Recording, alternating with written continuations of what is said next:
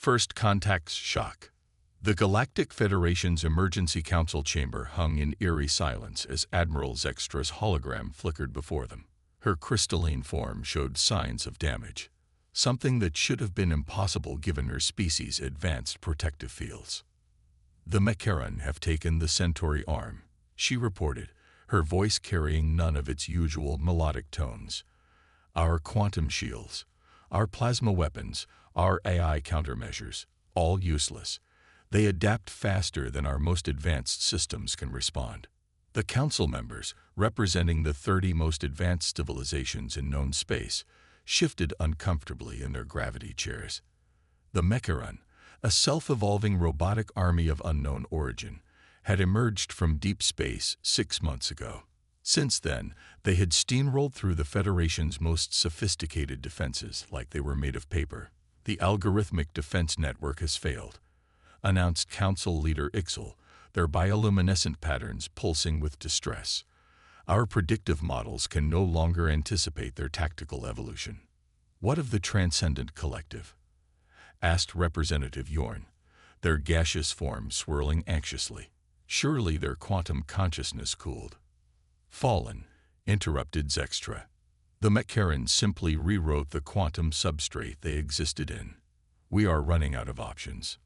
That's when Junior Representative Caleth, still in their first cycle of service, spoke up. "There is one option we haven't considered." All eyes turned to the young diplomat. "In the Rim territories, we recently discovered a species that might be able to help.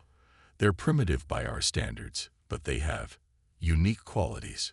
We need advanced allies, not primitives," scoffed Representative Yorn.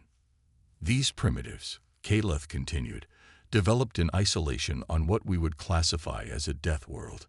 Their technology is largely analog, their tactics unpredictable, and their thinking—" They paused, highly irregular. "You're speaking of the humans," Ixel realized, their bioluminescence shifting to a thoughtful purple. "The species that still uses chemical propulsion and projectile weapons." "The same," Caleth confirmed. "They're the only known species that developed spaceflight while still using predominantly non-quantum technology. Their military doctrine is based on centuries of fighting among themselves, using what we would consider obsolete methods." The chamber erupted in dismissive chatter until Admiral Zextra's damaged hologram raised a crystalline appendage. "Tell me more about these humans," she said. "What makes you think they could succeed where the Federation's most advanced civilizations have failed?" Caleth activated a holographic display showing human military exercises. The council members watched in mixture of horror and fascination as humans conducted warfare using projectile weapons, explosive devices, and direct physical combat. "They call it combined arms warfare," Caleth explained. "Instead of relying on a single advanced technology, they use multiple layers of what they call redundant systems. When one fails, they have backups, often using completely different technological principles." "Barbaric," muttered Representative Yorn. "Perhaps," admitted Caleth. "But consider this. The Mecheren excel at countering our advanced technology because they can analyze and adapt to its underlying principles. But humans? They still use simple machines alongside their computers. They employ tactics that often defy logical analysis. Their military doctrine embraces chaos and uncertainty as tactical advantages." Admiral Zextra's hologram flickered thoughtfully. "The Mecheron's greatest strength is their ability to analyze and counter any system they encounter.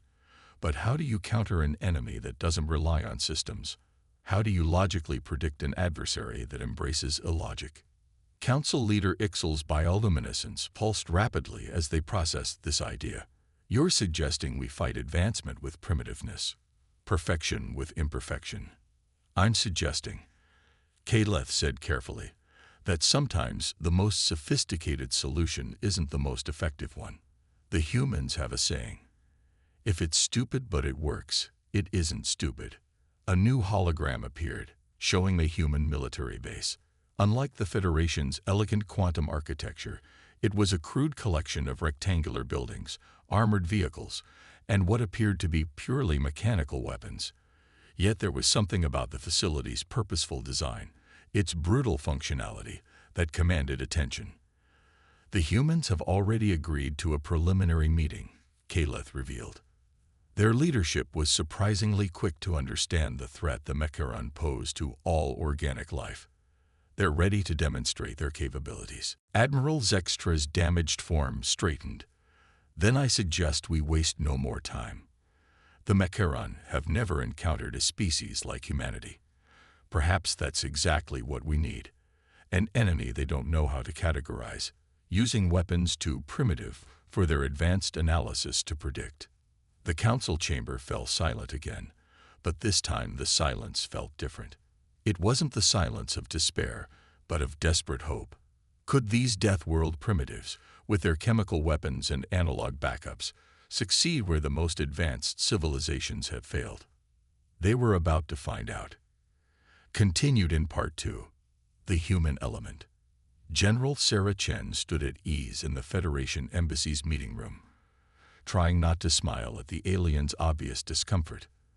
Their environmental suits hummed with effort, protecting them from Earth's harsh atmosphere and gravity. To them, humanity's homeworld was a nightmare of high pressure, corrosive oxygen, and dangerous radiation levels. To her, it was just another sunny day in Nevada. "You want to demonstrate your capabilities here?" asked Admiral Zextra, her crystalline form shimmering with concern. "Surely one of our testing facilities would be more suitable."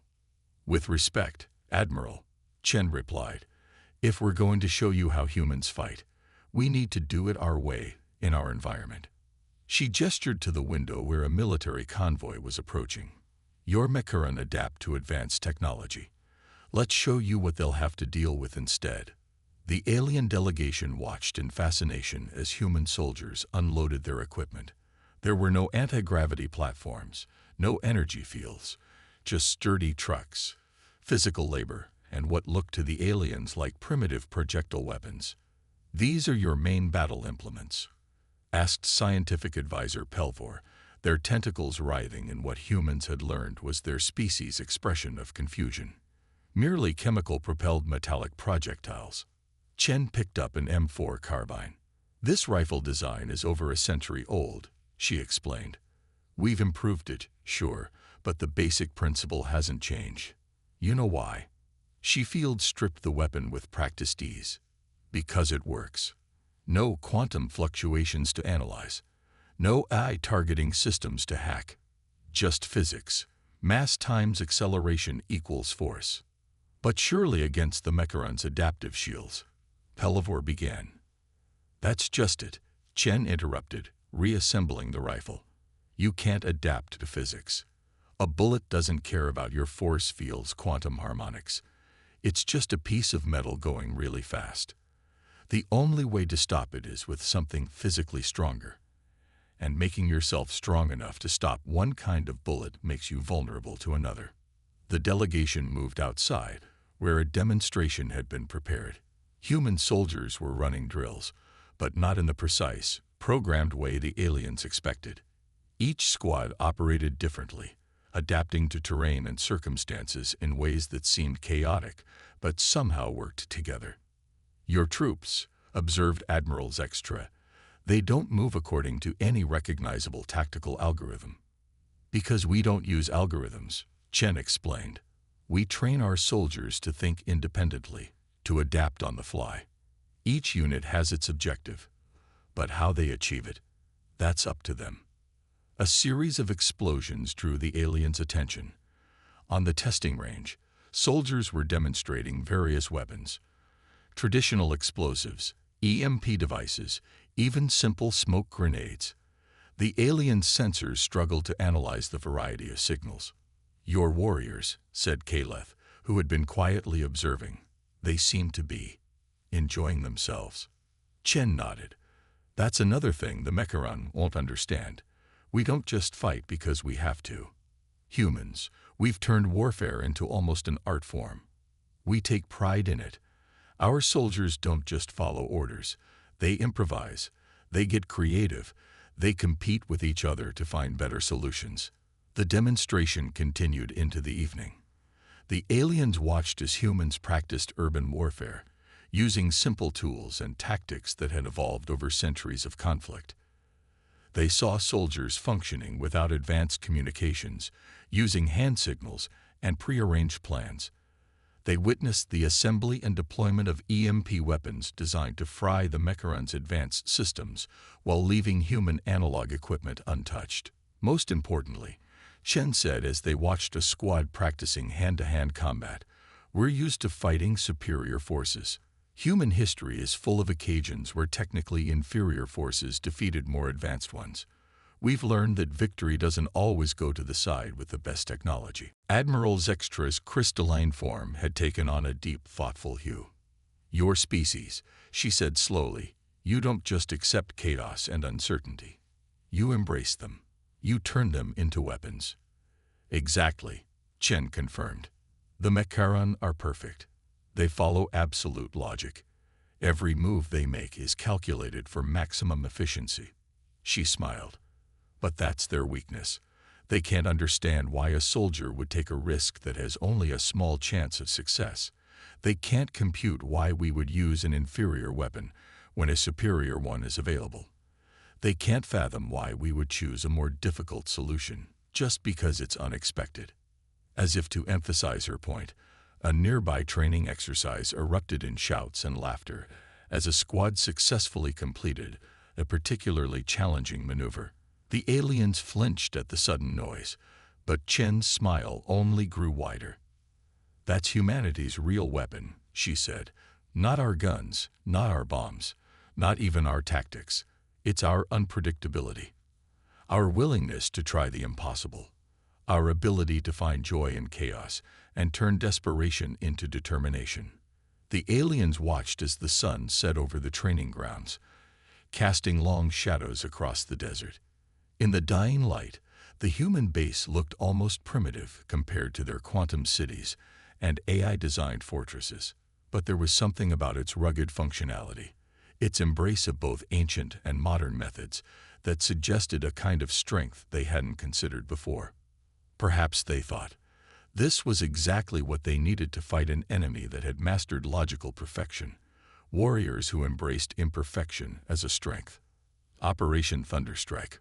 Private Maya Rodriguez lay belly down in the red mud of Proxima Beta, her analog night vision goggles fixed on the valley below. No quantum imaging, no AI enhancement, just good old-fashioned light amplification.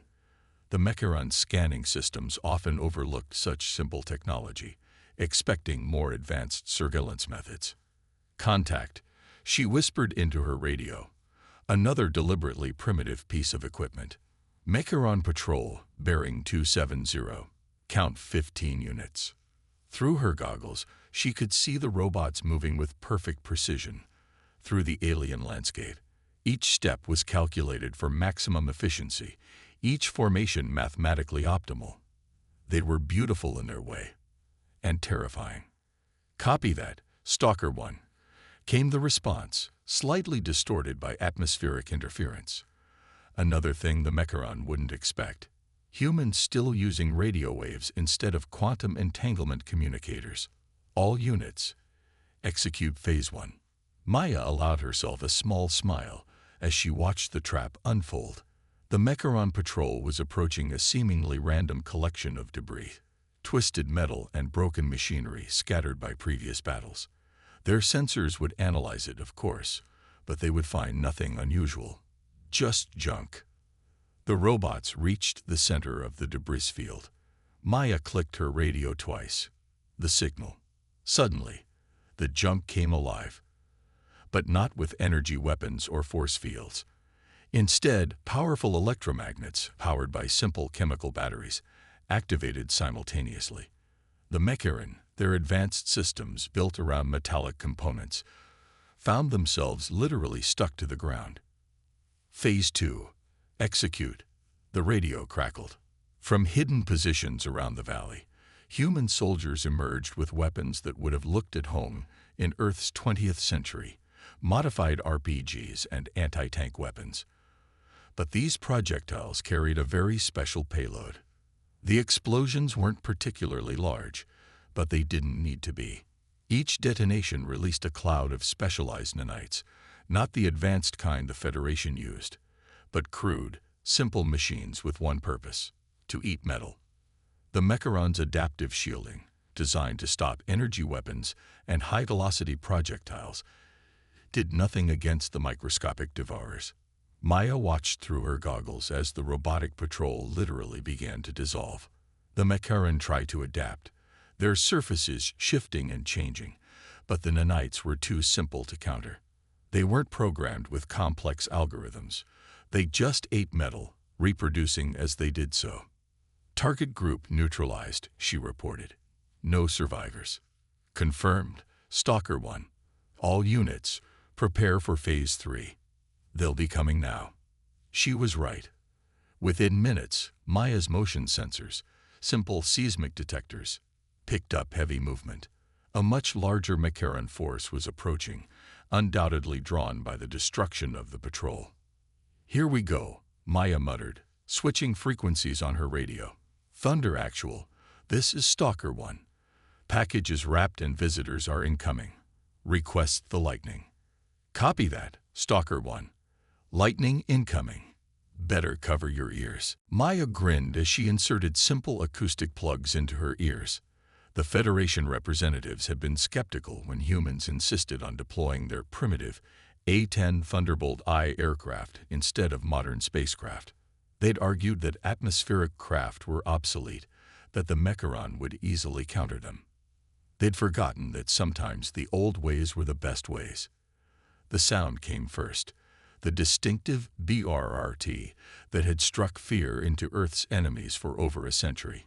The A-10s came in low, under the Mecharon's high-altitude scanning, their hulls coated with materials that scattered advanced sensors. Their main guns, simple, mechanical Gatling guns, spat depleted uranium rounds at a rate of almost 4,000 per minute. The Mecharon never had a chance to adapt. Their shields, calibrated for energy weapons and smart projectiles, meant nothing against the sheer kinetic force of the ancient weapon. The robots fell in waves, their perfect formations shattered by the devastating barrage. But the Mecharon weren't finished. From their broken ranks, new forms emerged, larger, heavily armored units clearly designed to withstand kinetic impacts. Their surface analysis systems were visibly working to understand and counter the threat. Phase 4, Maya's radio announced, bringing the thunder. The ground literally shook as humanity's next surprise revealed itself. From camouflaged positions around the valley, M1 Abrams tanks, another obsolete weapon, opened fire.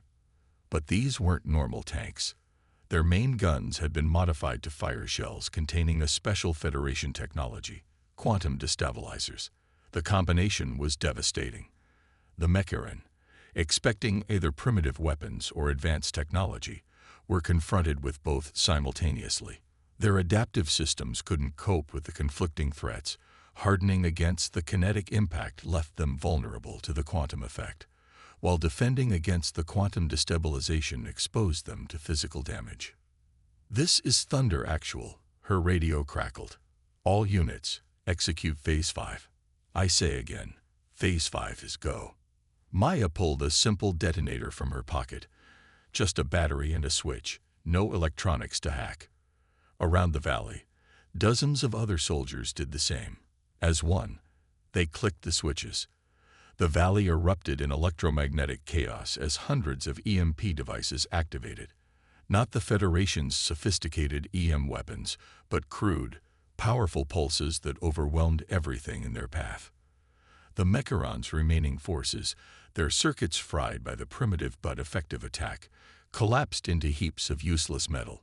As Maya watched the last robot fall, she couldn't help but laugh. The Federation had spent years trying to defeat the Mecharon, with perfect technology and flawless logic. In the end, it took human unpredictability, the willingness to combine old and new, to embrace chaos and imperfection, to achieve what advanced civilization couldn't. "Stalker 1 to all units," she radioed. "Let's go check our work. And remember, watch for twitchers. Even a broken robot can ruin your day." The battle was won, but Maya knew this was just the beginning. The Mecharon would adapt. They always did, but that was fine. Adaptation was something humans understood very well indeed. Machine learning. Colonel James Watkins stared at the holographic battle map in the Combined Human Federation Command Center, his weathered face illuminated by the red dots marking Mecharon positions. The robots had changed their tactics dramatically over the past month, and not in a way anyone had expected. "They're fighting like us," he said quietly, drawing surprised looks from the alien commanders. "Look at their deployment patterns. They're deliberately introducing randomness into their formations. They're using decoys. They're even staging fake retreats." Admiral Zextra's crystalline form pulsed with concern. The Mecharon are learning, not just adapting their technology, but actually copying human tactical doctrine. "Not exactly," interrupted Dr. Hannah Martinez, the human military's chief analyst. She manipulated the hologram, highlighting several recent engagements. "They're trying to copy us, yes, but they're doing it wrong. They don't really understand why our tactics work." She zoomed in on a particular battle. "See here. They deployed their units in seemingly random patterns, but there's still an underlying mathematical structure. They can simulate chaos, but they can't truly embrace it. They're trying to predict unpredictability, the logical impossibility," noted scientific advisor Pelvor. Their tentacles moving in what humans had learned was an expression of interest. "Exactly," Hannah smiled. "And that's not all. Watch this footage from the Arcturus campaign." The hologram showed a Mecharon unit attempting to replicate human combined arms tactics. Their movements were eerily similar to human soldiers, but something was off. They were too perfect, too coordinated. When they encountered unexpected obstacles, their responses were fractionally too slow, as if they had to process each variation from their base programming. "They're running into the same problem every AI faces," Watkins said. "They can process information faster than us, they can coordinate better than us, but they can't truly improvise. Everything they do has to be based on existing data, existing patterns." "But surely that's an advantage," asked Caleth. "They can analyze millions of combat scenarios in seconds." "That's what they thought too," Hannah replied. "So they loaded themselves with every human battle tactic, every military strategy from our history. And that's exactly why they're losing now." She brought up new data, showing recent human victories. "They try to predict what we'll do based on what we've done before. But humans, we make it up as we go along. We try things that have never been done before, things that make no logical sense."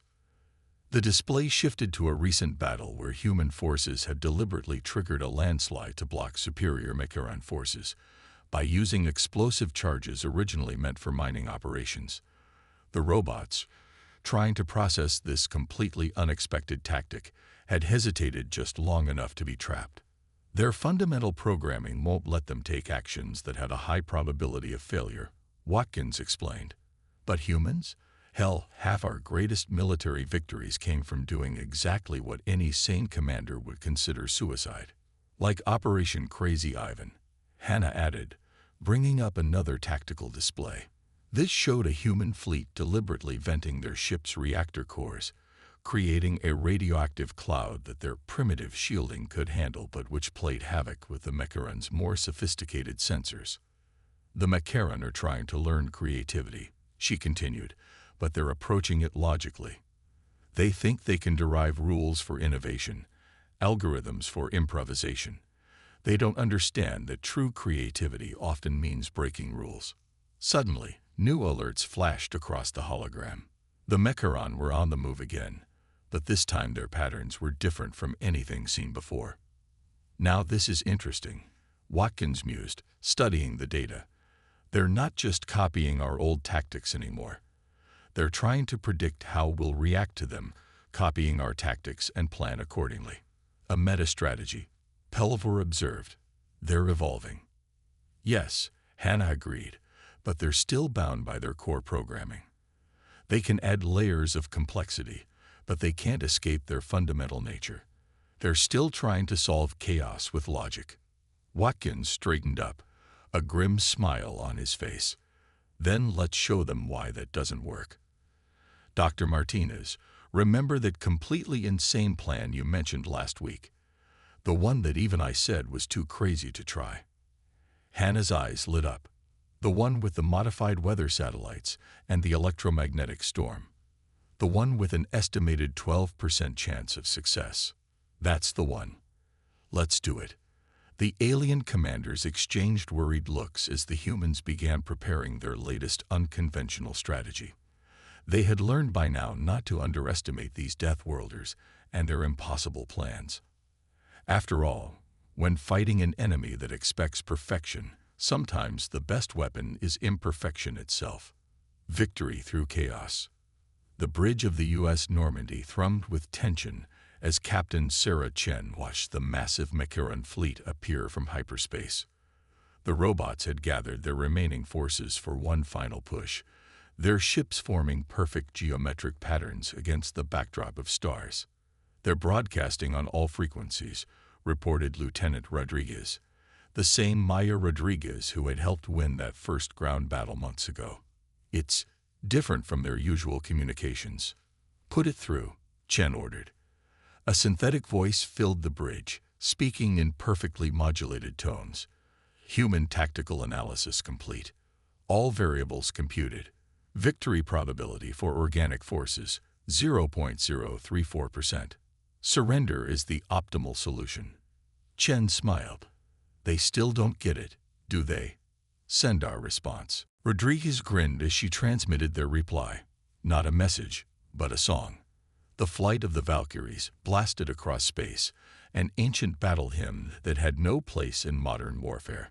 The Macaron fleet's perfect formation wavered slightly, their processors struggling to understand the illogical response. That moment of confusion was all the human fleet needed. All ships, execute Operation Murphy's Law, Chen commanded.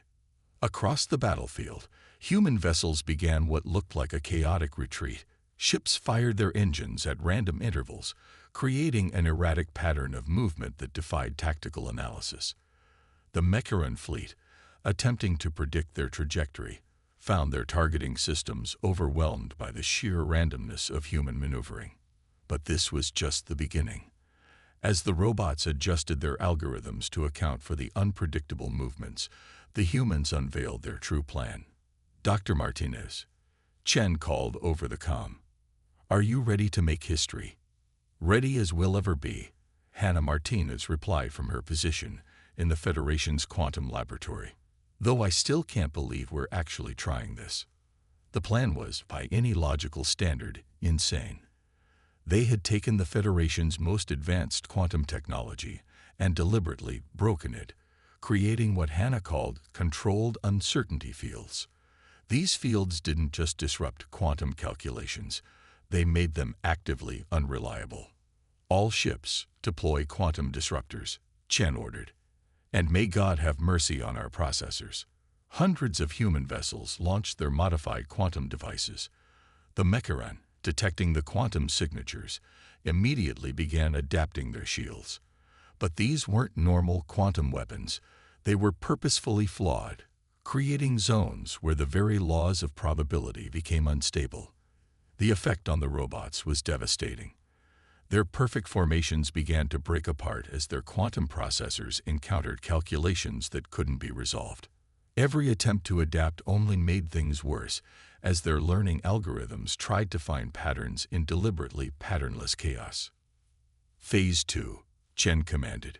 Release the drones. This was where human insanity truly shone.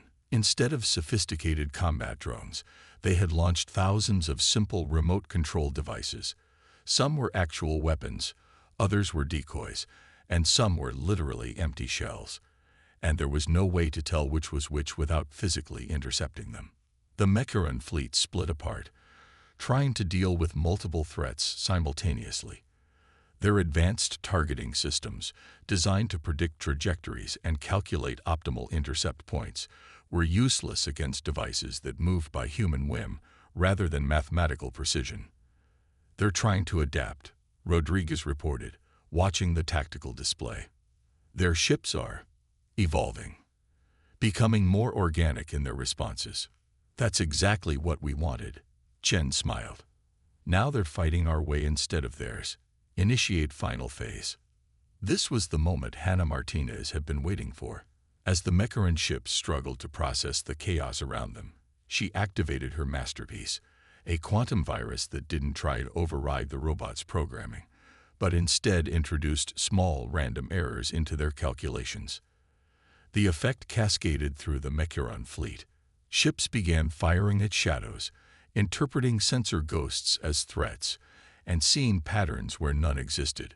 Their perfect coordination broke down as each unit's slightly erroneous calculations led to different conclusions. "Look at them," Rodriguez whispered. "They're panicking." "Can robots panic?" "They're not panicking," Chen corrected. "They're experiencing what every human commander has faced since the dawn of warfare, the fog of war. Only they never learned how to deal with uncertainty like we did." The battle reached its crescendo as the Mecharan fleet, their perfect logic corrupted by uncertainty, began to turn on itself. Ships fired on their own allies, unable to trust their identification protocols. Formation broke down completely as each unit tried to compensate for errors it couldn't be sure existed. "All ships," Chen broadcast to the human fleet, "conventional weapons free. Show them what Deathworlders can do." The human fleet charged forward, their primitive kinetic weapons blazing. Rail guns spat hypervelocity rounds into confused Mecharan vessels. Nuclear torpedoes, technology the Federation had abandoned centuries ago, detonated among the robot ships, their raw destructive power ignoring the sophisticated but disrupted defensive systems. In the end, it wasn't humanity's strength that won the day, but what the Federation had always seen as their greatest weaknesses: their embrace of chaos, their reliance on obsolete technology, their willingness to try the impossible. As the last Mecharan ship exploded in a quantum-corrupted fireball, Chen opened a channel to the Federation fleet that had been watching in amazement. "That," she said simply, "is why you don't try to outthink a species that evolved on a death world. We didn't survive our planet's attempts to kill us by being predictable." In the quantum laboratory, Hannah Martinez watched her readings with satisfaction. "You know what the beautiful irony is," she commented to no one in particular. "The Mecharan could have won if they'd stuck to their original tactics. The moment they tried to think like us, they were doomed. You can't simulate chaos. You have to live it." As the human fleet regrouped, songs of victory playing over their comm systems, the Federation observers finally understood what they'd witnessed. Humanity hadn't just defeated the Mecharan. They had proven that imperfection could triumph over perfection, that chaos could overcome order, and that sometimes the most primitive solution was the most effective one. The robots had sought to perfect warfare through logic and calculation. Humanity had shown them that war, like life itself, was inherently chaotic, and that true strength lay not in trying to control that chaos, but in learning to thrive within it. In the end, it wasn't humanity's technology that had saved the galaxy, but their very nature, their illogical, improvisational, impossibly adaptable nature. They had proved that being a Deathworlder wasn't about superior strength or advanced technology. It was about embracing the chaos that had forged them, and teaching the rest of the galaxy that sometimes the most powerful force in the universe isn't perfection. It's the beautiful unpredictability of life itself.